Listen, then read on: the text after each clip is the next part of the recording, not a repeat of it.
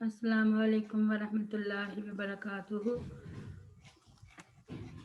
نحمدہ ونصلی علی رسولہ الکریم اما بعد اعوذ باللہ من الشیطان الرجیم بسم اللہ الرحمن الرحیم رب اشرح لی صدری ویسر لی امری واحلل عقدۃ من لسانی یفقہوا قولی رب زدنی علما رب زدنی علما رب زدنا علما اللہم فقہنا فی الدین رب یسر ولا تعسر وتمم بالخیر بسم اللہ الرحمن الرحیم۔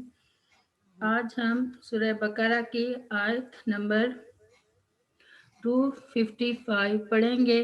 255 آیت الکرسی۔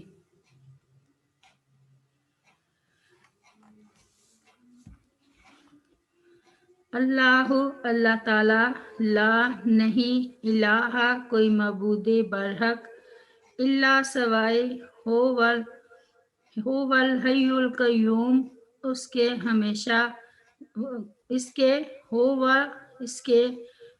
الحی القیوم ہمیشہ زندہ ہے، سب کو سنبھالنے والا ہے۔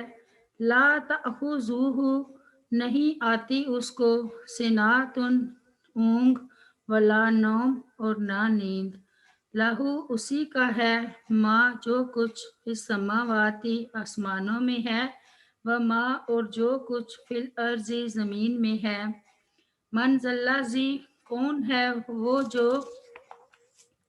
یشفع سفارش کرے عندہ اس کے پاس الا بغیر باذنہ اس کی اجازت کے، یعلم وہ جانتا ہے ما بین جو کچھ ان لوگوں کے ایدیہم سامنے ہے، وما خلفہم اور جو کچھ ان کے پیچھے ہے، ولا یحیطون اور نہیں وہ احاطہ کر سکتے بشیء کسی چیز کا من علمہ اس کے علم میں سے، الا مگر بما جتنا شاء وہ چاہے، واسع گھیر لیا ہے، کرسی اس کی کرسی نے السماوات آسمانوں کو، والارض اور زمین کو، ولا یؤودہ اور نہیں تھکاتی اس کو حفظہما ان دونوں کی حفاظت، وہو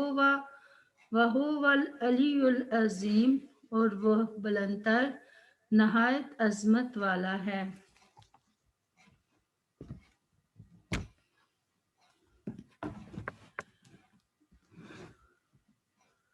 کرسیوں سے بعض نے موضع قدمین قدم رکھنے کی جگہ، بعض نے علم، بعض نے قدرت و عظمت، بعض نے بادشاہی اور بعض نے عرش مراد لیا ہے۔ لیکن صفات باری تعالیٰ کے بارے میں محدثین اور سلف کا یہ مسلک ہے کہ اللہ تعالیٰ کی جو صفات جس طرح قرآن و حدیث میں بیان ہوئی ہیں، ان کی بغیر تاویل اور کیفیت بیان کیے ان پر ایمان رکھا جائے، اس لیے یہی ایمان رکھنا چاہیے۔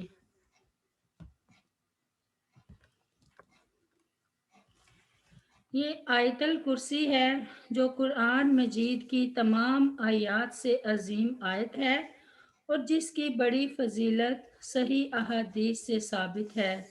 یہ اللہ تعالیٰ کی صفات جلال، اس کی علو شان اور اس کی قدرت و عظمت پر مبنی نہایت جامع آیت ہے۔ سیدنا ابی بن کعب رضی اللہ عنہ بیان کرتے ہیں کہ نبی کریم صلی اللہ علیہ وسلم نے ان سے پوچھا، اے ابو منذر، کیا تم جانتے ہو کہ تمہارے پاس کتاب اللہ کی سب سے زیادہ عظمت والی آیت کون سی ہے؟ کہتے ہیں میں نے جواب دیا، اللہ اور اس کا رسول ہی زیادہ جانتے ہیں۔ رسول کریم صلی اللہ علیہ وسلم نے دوبارہ پوچھا، اے ابو منذر، کیا تم جانتے ہو کہ تمہارے پاس کتاب اللہ کی سب سے زیادہ عظمت والی آیت کون سی ہے؟ میں نے کہا، اللہ لا الہ الا ہوا الحی القیوم، یعنی आयतल कुर्सी।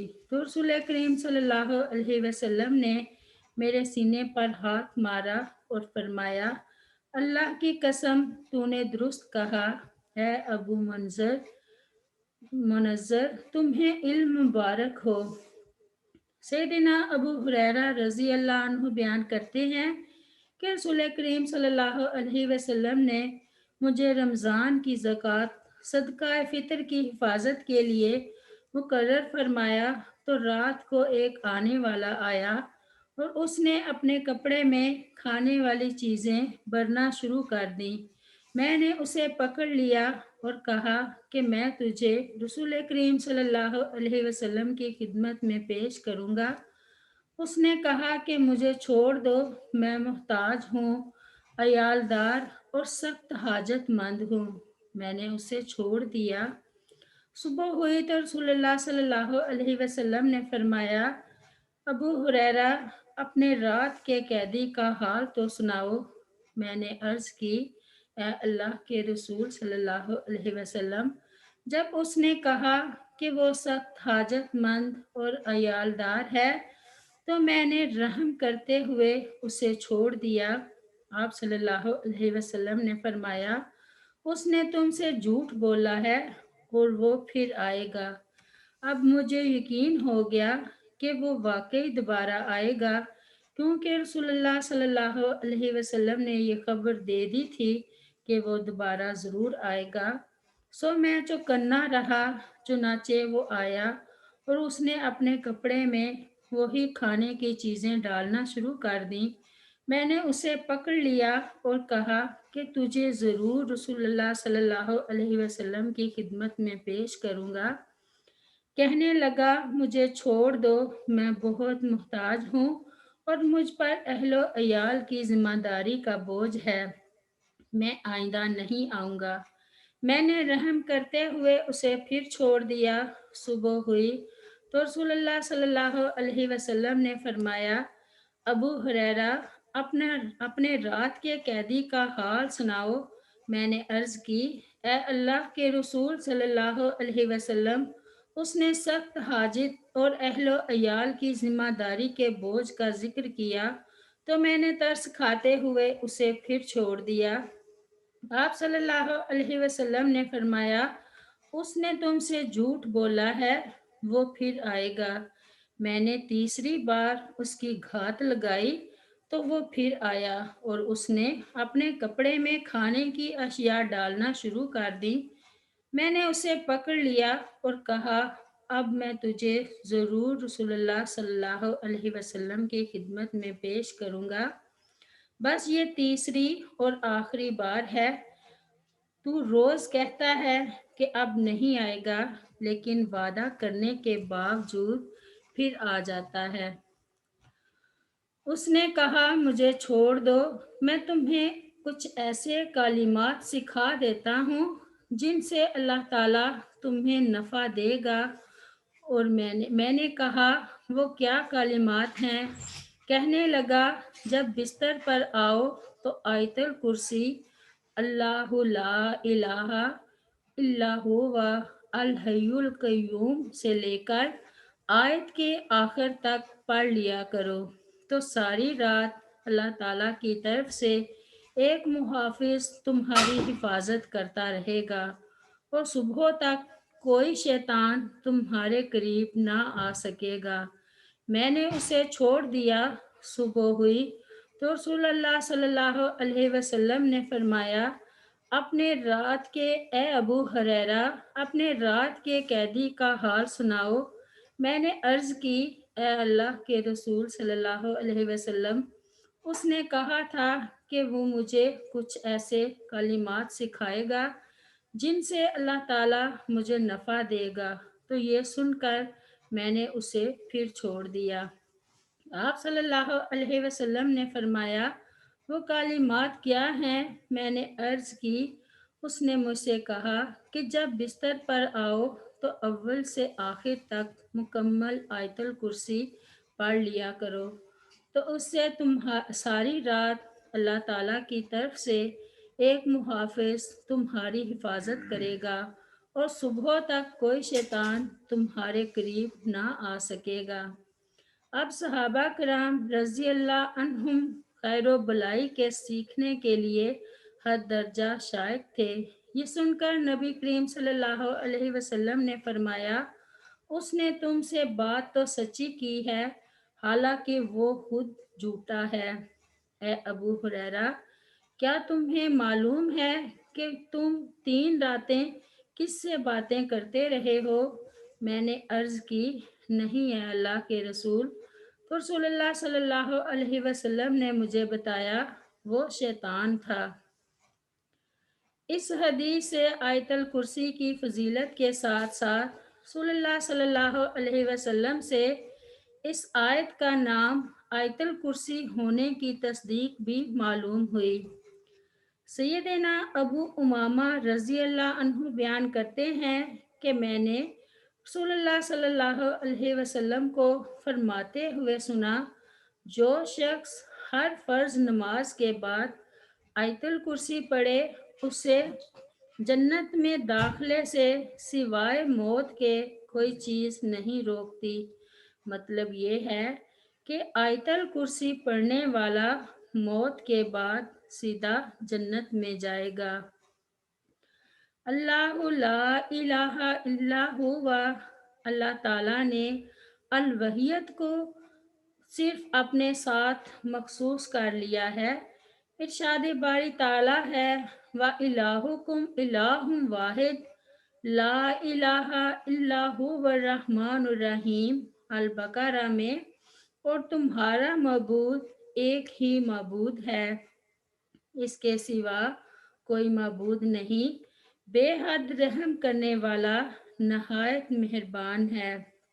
اور فرمایا، انکم لتشہدون ان مع اللہ الہۃ اخری قل لا اشہد قل انما ھو الہ واحد واننی بریء مما تشرکون، سورۃ الانعام میں، کیا بے شک تم واقعی گواہی دیتے ہو کہ بے شک اللہ تعالیٰ کے ساتھ کچھ اور معبود بھی ہیں؟ کہہ دے یہ گواہی نہیں دیتا، کہہ دے میں یہ گواہی نہیں دیتا، کہہ دے وہ تو صرف ایک ہی معبود ہے، اور بے شک میں اس سے بری ہوں جو تم شریک ٹھہراتے ہو۔ الحی، وہ الحی ہے، یعنی وہ ہمیشہ سے ہے اور ہمیشہ رہے گا، نہ اس کی کوئی ابتدا ہے اور نہ کوئی انتہا۔ اس کے سوا کسی ہستی میں یہ خوبی نہیں۔ چنانچہ ارشاد باری تعالیٰ ہے، هو الحی لا الہ الا ہوا، سورۃ المومن میں، وہی زندہ ہے، اس کے سوا کوئی معبود نہیں۔ سیدنا عمران بن حسین رضی اللہ عنہ بیان کرتے ہیں کہ رسول کریم صلی اللہ علیہ وسلم نے فرمایا، اللہ سبحانہ و تعالی ہمیشہ سے ہے اور اس سے پہلے کوئی چیز نہیں تھی۔ اس کے سوا جس کی عبادت بھی کی جاتی ہے وہ نہ ہمیشہ سے ہے نہ ہمیشہ رہے گا، یعنی اللہ رب العزت کے سوا ہر چیز کو فنا ہونا ہے۔ سیدنا عبداللہ بن عباس رضی اللہ عنہ بیان کرتے ہیں کہ رسول کریم صلی اللہ علیہ وسلم نے فرمایا، اعوذ بعزتی کا الذی لا الہ الا انت الذی لا یموت والجن والانس یموتون، اے اللہ میں تیری عزت کی پناہ طلب کرتا ہوں کہ تیرے علاوہ کوئی الہ نہیں، تو وہ ہے کہ جس کو موت نہیں اور جن و انس فنا ہو جائیں گے۔ سیدنا عبداللہ بن عباس رضی اللہ عنہ بیان کرتے ہیں کہ رسول کریم صلی اللہ علیہ وسلم یہ دعا بھی مانگا کرتے تھے، اللہم لکا اسلمت وبک آمنت وعلیک توکلت وإلیک انبت وبک خاصمت، اللہم انی اعوذ بے عزتی کا لا الہ الا انت انت ذلانی انت الحی الذی لا یموت والجن والانس یموتون۔ اے اللہ، میں تیرے ہی لیے اسلام لاتا ہوں، تجھ ہی پر ایمان لاتا ہوں، تجھ ہی پر بھروسہ کرتا ہوں، تیری ہی طرف رجوع کرتا ہوں اور تیری ہی مدد سے لڑتا ہوں۔ اے اللہ، تیرے سوا کوئی الہ نہیں، میں تیری عزت کی پناہ طلب کرتا ہوں اس بات سے کہ تو مجھے گمراہ کرے۔ تو ہی حی ہے، یعنی جس کو موت نہیں آتی جبکہ جنات اور انسان مر جاتے ہیں۔ القیوم القیوم یعنی وہ کسی سہارے کے بغیر خود قائم ہے اور دوسروں کو قائم رکھنے والا، تھامنے والا ہے۔ انسان جو آنا ربکم الاعلی کا دعویٰ کر بیٹھتا ہے، ایک لمحہ اللہ تعالیٰ کے تھامنے کے بغیر زندہ نہیں رہ سکتا۔ خود اس کے دل کی دھڑکن، سانس کی آمد و رفت، پیشاب پخانے کا نظام، خون کی گردش، نیند اور بیداری، حتیٰ کہ زندگی اور موت، کچھ بھی اس کے ہاتھ میں نہیں۔ دوسروں کو وہ کیا تھامے گا؟ ہمارے رسول صلی اللہ علیہ وسلم کی زندگی، آپ پر آنے والی تکلیفیں، زخمی ہونا، گھوڑے سے گر کر پاؤں میں موچ آنا، بیمار ہونا، بھوک پیاس کا لگنا، غرض پوری زندگی اس چیز کی شاہد ہے۔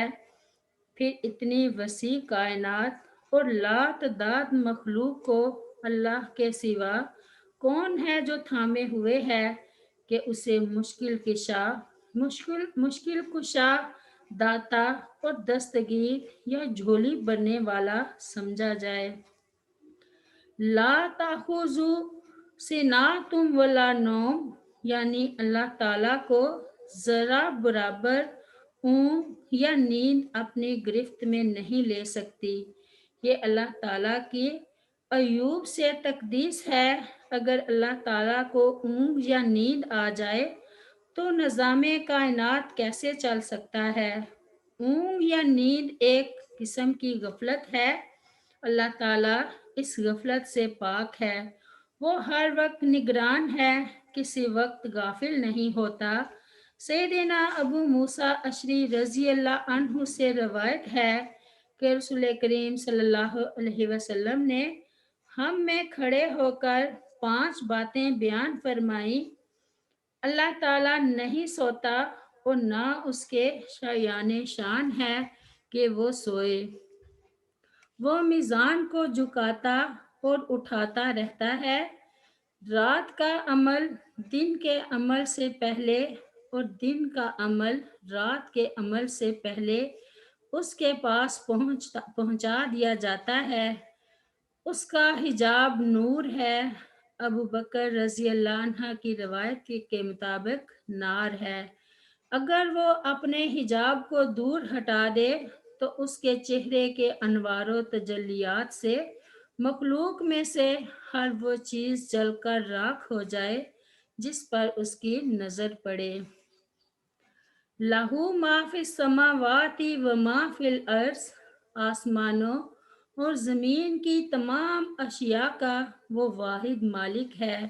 ارشاد باری تعالیٰ ہے، ان کل من فی السماوات والارض الا آتی الرحمن عبدا لقد احصاهم وعدهم عدا وکلہم آتیہ یوم القیامۃ فردا۔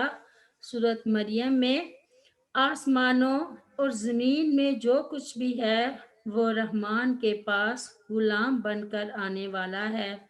بلا شبہ یقیناً اس نے ان کا احاطہ کر رکھا ہے اور انہیں خوب اچھی طرح گن کر شمار کر رکھا ہے، اور ان میں سے ہر ایک قیامت کے دن اس کے پاس اکیلا آنے والا ہے۔ اور فرمایا، للہ ما فی السماواتی و ما فی الارض، سورۃ البقرہ میں اللہ ہی کا ہے جو کچھ آسمانوں اور جو کچھ زمین میں ہے۔ من ذلذی یشفع عندہ الا باذنہ، یعنی بغیر اجازت کے کوئی سفارش نہیں کر سکتا۔ ارشاد باری تعالیٰ ہے وَكَم مِّن وَكَم مِّن مَلَكٍ فِي السَّمَاوَاتِ لَا تُغْنِي شَفَاعَتُهُمْ شَيْئًا إِلَّا مِن بَعْدِ أَن يَأْذَنَ اللَّهُ لِمَن يَشَاءُ وَيَرْضَىٰ، سورۃ النجم میں، اور آسمانوں میں کتنے ہی فرشتے ہیں کہ ان کی سفارش کچھ کام نہیں آتی مگر اس کے بعد کہ اللہ اجازت دے جس کے لیے چاہے اور جسے پسند کرے۔ اور فرمایا ما من شفیع الا من بعد اذنہ، سورہ یونس میں، کوئی سفارش کرنے والا نہیں مگر اس کی اجازت کے بعد۔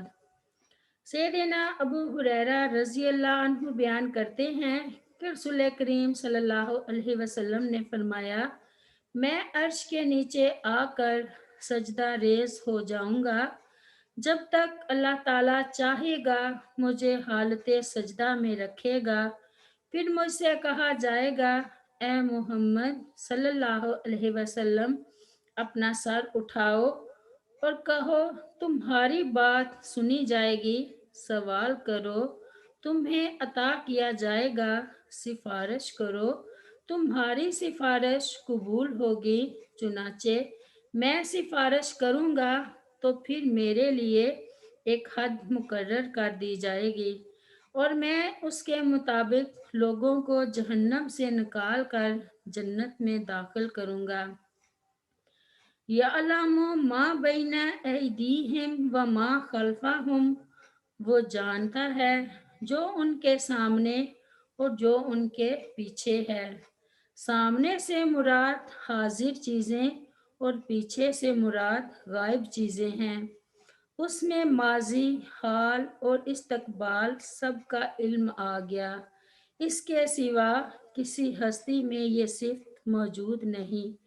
ارشاد باری تعالیٰ ہے قُل لَّا يَعْلَمُ مَن فِي السَّمَاوَاتِ وَالْأَرْضِ الْغَيْبَ إِلَّا اللَّهُ وَمَا يَشْعُرُونَ أَيَّانَ يُبْعَثُونَ، سورۃ النمل میں، کہہ دے اللہ تعالیٰ کے سوا آسمانوں اور زمین میں جو بھی ہے غیب نہیں جانتا، اور وہ شعور رکھتے کہ کب اٹھائے جائیں گے، اور وہ شعور نہیں رکھتے کہ کب اٹھائے جائیں گے۔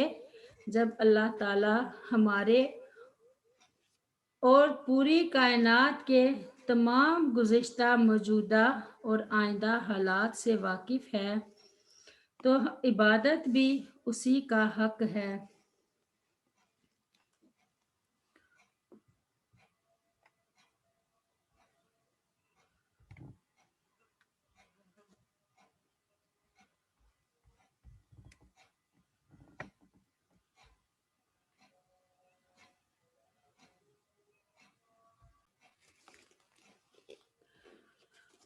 وَلَا يُحِيطُونَ بِشَيْءٍ مِّنْ عِلْمِهِ إِلَّا بِمَا شَاءَ، یعنی کوئی چیز، کوئی شخص اللہ کے علم یعنی معلومات میں سے کسی چیز کا احاطہ نہیں کر سکتا مگر جتنا وہ چاہے۔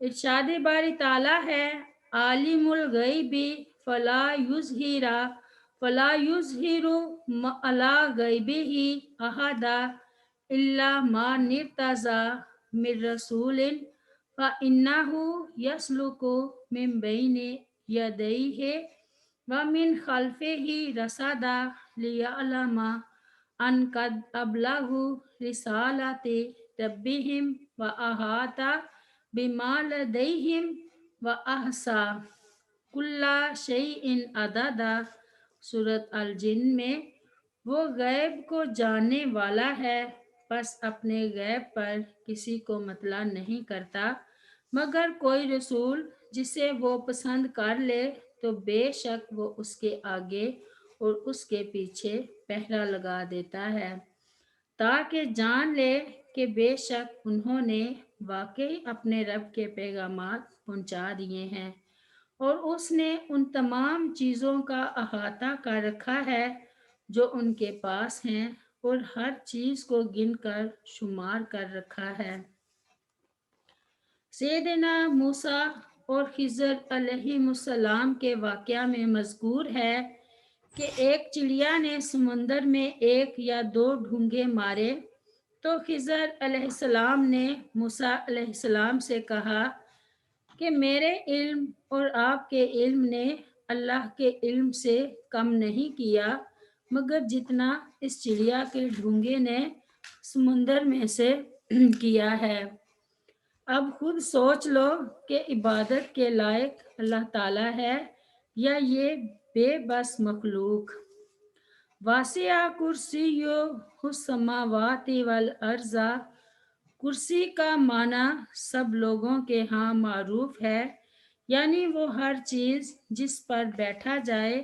سلف صالحین کے نزدیک اس کا معنی کرسی ہی ہے ان کے مطابق اللہ تعالیٰ کی کرسی موجود ہے ہمارا اس کے وجود پر ایمان ہے اگرچہ ہم نہیں جانتے کہ وہ کیسی ہے کیونکہ یہ انسان کے بس کی بات نہیں البتہ قرآن میں جو آیا ہے اس کے مطابق اللہ عز و جل کی کرسی آسمان و زمین سے زیادہ وسیع ہے اس پر ہمارا ایمان ہے اور آیت میں یہ جملہ توحید کی دلیل ہے کہ اللہ تعالیٰ کی کرسی کی وسعت اس کے ایک معبود ہونے کی دلیل ہے ولا یعودہ حفظہما آسمان و زمین اور ان دونوں میں پائی جانے والی تمام مخلوقات و موجودات کی حفاظت اور ان کی دیکھ بھال اللہ تعالیٰ کے لیے